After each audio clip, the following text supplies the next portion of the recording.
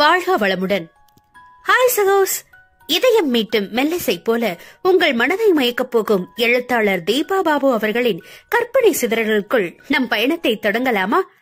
அத்தியாயம் 24.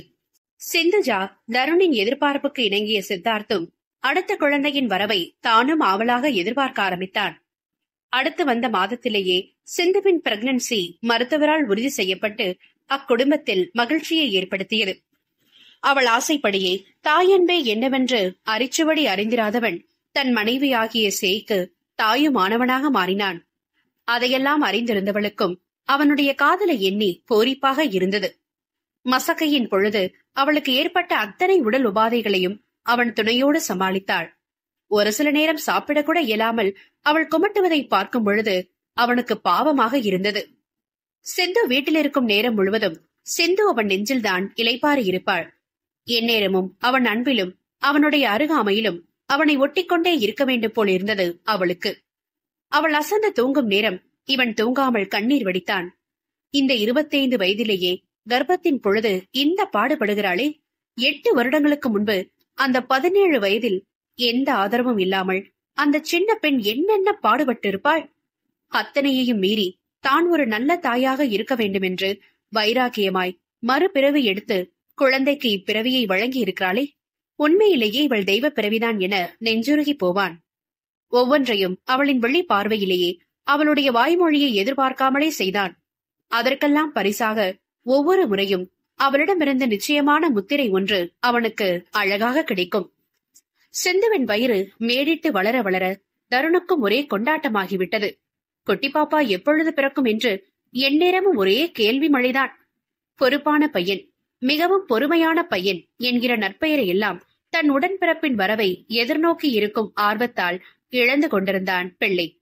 தினமும் காலையில் கண் விழித்ததும் அவன் செய்கின்ற முதல் வேலை தன் அன்னையின் வயிறு முந்தைய நாளை விட பெரியதாக வளர்ந்திருக்கிறதா இல்லையா என்ற பார்வையாலே அளவெடுப்பதுதான். அடிக்கடி பார்ப்பதால் ஒரு வித்தியாசமும் தெரியாது. அதற்கு தன் பெற்றோரிடம்தான் குறைப்பட்டுக் கொள்வான் அவன். நீங்கள் சரியாக சாப்பிடவில்லை என்று தன் அம்மாவையும், நீங்கள் சரியாக சாப்பாடு கொடுப்பதில்லை என்று தன் அப்பாவையும் குறை சொல்வான். அதனால்தான் பாப்பா சீக்கிரமாக வளர மாட்டேங்கிறது, அதற்கு சாப்பாடு பற்றவில்லை என ரொம்பவும் புலம்புவான். அதை கண்டு பெற்றோர் இருவருக்குமே சிரிப்புதான் பொங்கும். 7ஆம் மாதத்தில் நெருங்கிய நண்பர்களை அழைத்து சிந்துவிற்கு வளையல்கள் அடுக்கி சீமந்தம் செய்தான் சித்து. அவனுடைய அக்கறையான கவனிப்பில் சிந்து நன்றாக பூரித்து தெரிந்தாள். பார்ப்பவர்கள் எல்லாம் அவளுக்கு நிச்சயம் பெண் குழந்தைதான் பிறக்கும் என ஆருடம் சொன்னார்கள். அத்தனை பேரின் வாக்கையும் பொய்யாக்கி தன் பொக்கை வாயை திறந்து அலறிக்கொண்டு வெளிவந்தது என்னவோ நம் சித்தார்த்தின் ஜூனியர் தான். குட்டி தம்பியோ பாப்பாவோ மனதில் எவ்வித எதிர்பார்ப்பையும் அக்குடும்பம் வளர்த்து கொள்ளாததால் தங்கள் குடும்பத்தின் புது உறுப்பினரை ஆர்வமுடனேயே வரவேற்றார்கள் அவர்கள்.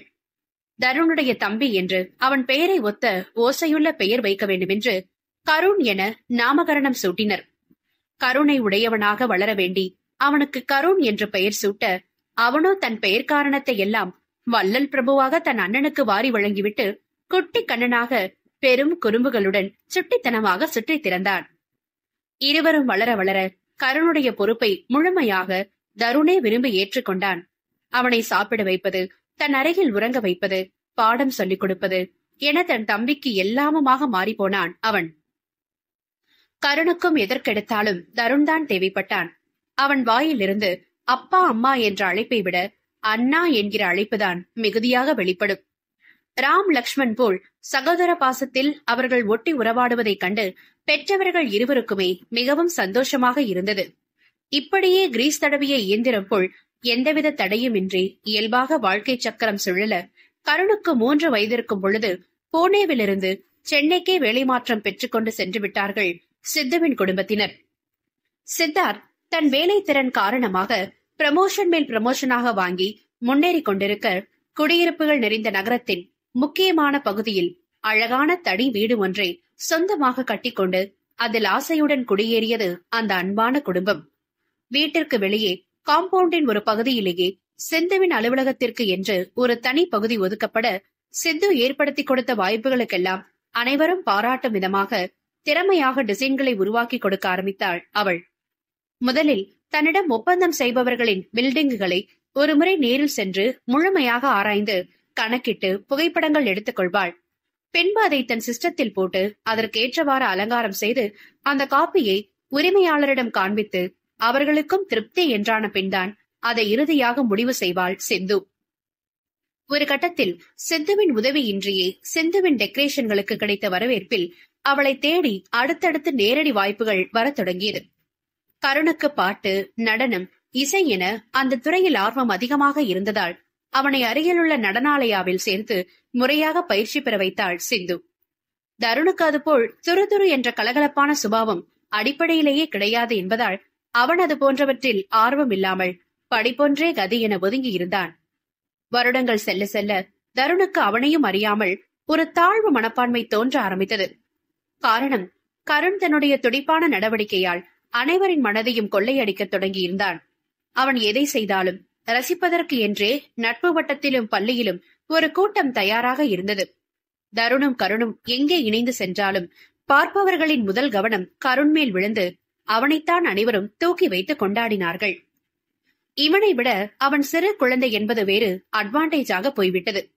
அதனால் தருண் மனதில் லேசான சுணக்கம் ஏற்பட்டாலும் அவன் தன் தம்பியை கண்டு பொறாமைப்படவில்லை. தான் ஏன் அப்படியில்லை என்கிற வருத்தம் மட்டுமே அவனுக்கு மேலோங்கியது. அதேபோல் தன் அண்ணனை விட்டுவிட்டு தன்னைத்தான் கொண்டாடுகிறார்கள் என்று பகுத்தறிந்து பெருமையில் அலட்டும் குணமும் கருணுக்கு இல்லை. வீட்டில் தருணின்றி அவனுக்கு ஒன்றும் ஓடாது. எதற்கென்றாலும் அண்ணன் தான் வேண்டும் அவனுக்கு. கருண் வெளியே விளையாட சென்றுவிட 13 வயது தருண் சோர்வே உருவாய் ஜன்னலுக்கு வெளியே வெறித்தபடி தன் ஸ்டடி ரூமில் அமைதியாக அமர்ந்திருந்தான். வேலை முடிந்து வீட்டில் நுழைந்த சிந்து, வீடு அமைதியாக இருக்கிறதே, கருண் விளையாட போய்விட்டான் போலிருக்கிறது என்று நினைத்துக் கொண்டு தன் அறைக்கு சென்று உடைமாற்றி வந்தாள்.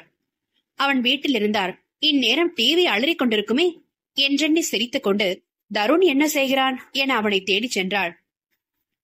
அவன் அமர்ந்திருந்த கோலம் எதுவோ சரியில்லை என்பதை அவனுடைய தாய்க்கு உணர்த்த புருவம் சுருக்கியவள் ஓசையின்றி சென்று அவன் கண்களை மென்மையாக பொத்தினாள். சிந்துவின் கரங்களை பிடித்தவன், அம்மா என்றான். Good evening. என்ன அமைதியா உட்கார்ந்துட்டு இருக்க? நீ விளையாட போலையா என கேட்டு செல்லமாக அவன் முன்னச்சி முடிகளை களைத்தாள். இல்ல போல என சுரத்தில்லாமல் சொல்லியபடி வெளிகளை தாழ்த்தி கொண்டான் தருண். அவன் முகத்தில் இருந்த இறுக்கம் எதையோ போட்டு மனதில் குழப்பிக் கொண்டிருக்கிறான் என்பதை தெளிவாக அவளுக்கு உணர்த்தியது. எப்பொழுதுமே முடிந்தவரை தன் உணர்வுகளை வெளிப்படுத்தாமல் உள்ளுக்குள்ளேயே வைத்து புழுங்கியபடி அழுத்தமாக இருப்பவன் என்பதால் யோசனையோடு அவன் அருகில் அமர்ந்தாள் சிந்து. என்னடா கண்ணா, ஏன் ஒரு மாதிரி இருக்க? அம்மா கிட்ட சொல்லக்கூடிய பிரச்சனைனா சொல்லு, ஏதாவது சொல்யூஷன் கிடைக்குதான்னு பாக்கலாம் என ஆதரவாக அவன் தோளை தொட்டாள். நிமிர்ந்த அவள் முகத்தை நோக்கியவன், அம்மா நான் ஏமா இப்படி மூடியா இருக்கேன்? தம்பிய மாதிரி ஏன் என்னால எல்லார்கிட்டையும் கலகலப்பா இருக்க முடியல? நான் எவ்வளவு முயற்சி பண்ணாலும் அவங்களோட சேர முடியாம ஒரு நிலைமையில பழையபடி ஒதுங்கிடுறேன். கருண் அளவு என்னால துருதுருப்பா பழக முடியலையே. என்னதான் படிச்சாலும் பெஸ்ட் ஸ்டூடெண்ட் பேர் வாங்கினாலும் அவ மாதிரி ஏன் நான் துடிப்பா இருக்க மாட்டேங்கிற என ஏக்கத்துடன் வினவினான் 10 பருவத்து சிறுவன். தருணுடைய கேள்வியிலும் ஏக்கத்திலும் சிந்துவின் மனம் துவண்டு முகம் இருண்டு விட பதிலின்றி அவனை தன் தோளில் சாய்த்து கொண்டாள். தன்னால் நினைவுகள் பின்னோக்கி செல்ல அவனுடைய விழிகள் கலங்கியது. கருண் வயிற்றில் உருவானதிலிருந்து அவனுக்கு கிடைத்த ஆரோக்கியமான சூழ்நிலைகள் எதுவும் தருணுக்கு கிடைக்கவில்லையே. அந்த கொடூரனின் சித்திரவதையில் சிக்கி நான் வாழ்வை வெறுத்திருந்த நிலையில் உருவானவன் இவன்.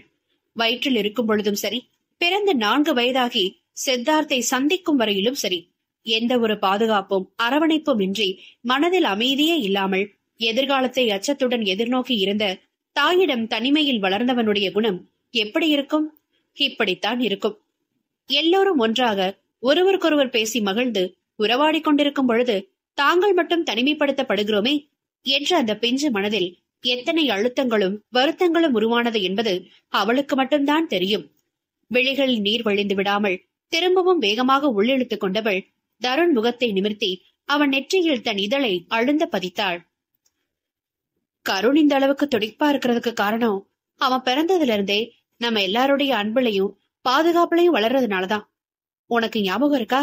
நீ பிறந்து வளர்றப்போ அப்பா நம்ம கூட இல்ல, நம்ம 2 பேர் மட்டும் தனியா இருந்ததுனால யாரும் அவ்வளவா நம்ம கூட நல்லா பழகல. நமக்கு தேவையானத நாம மட்டும் தானே செஞ்சுட்டு பணத்துக்கு ரொம்ப கஷ்டப்பட்டுட்டு இருந்தோம். நாம இருந்த சுற்றத்துல பண வசதி இல்லாத நம்மள சேர்த்துக்க யாருமே முன் வராததுனால என் நேரமும் வீட்டுக்குள்ளேயே தான் முடங்கி இருப்போம். பேச்சு விளையாட்டுன்னு எதுவும் இல்லாம எப்போதும் அப்பாவோட நினைவிலேயே அம்மா உம்முன்னு இருப்ப. அதனால நீயும் இப்படி ஆகிட்ட. அப்புறம் அப்பா வந்ததுக்கு அப்புறம் தானே நமக்கு எல்லா சந்தோஷமும் திரும்பிடுச்சு என்று கேட்டு கனிவுடன் அவன் தலைமுடியை கோதினாள் சிந்து. நட்புகள் எல்லாரும் நம்ம சேனலை மறக்காம சப்ஸ்கிரைப் பண்ணுங்க. கதையை கேளுங்க, லைக் பண்ணுங்க, கமெண்ட் பண்ணுங்க, பிடிச்சவங்க ஷேர் பண்ணுங்க. நன்றி.